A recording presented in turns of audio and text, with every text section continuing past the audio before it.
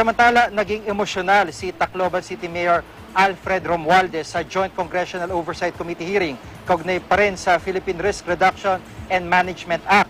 Unang ikinuwento ng alkalde ang takot na naranasan pati mismo ng kanyang pamilya noong kasagsagan ng Bagyong Yolanda. Naglabas din siya ng sama ng loob sa gobyerno dahil sa kakulangan umano sa maagap na pagresponde sa mga nasalanta.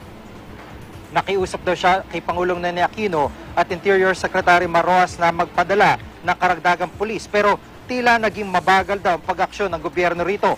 Marami raw kasi umiling na magkaroon ng karagdagang pwersa ng pulis dahil sa kaliwat kanang looting.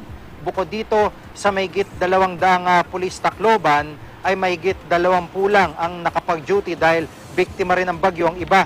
Nakapagpadala rin o nakapagpadala man ang 9 miyembro ng Special Action Force, ang PNP.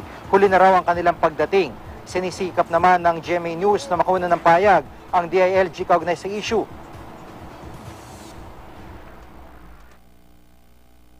We kept begging for more help. Di ko pinagbigyan. Tinanggal pa yung chief of police.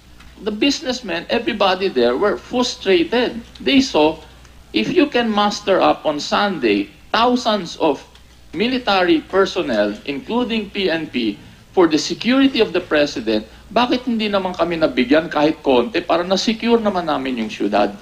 Nung pumasok ang SAF, huli ng lahat, tapos na lahat ang looting.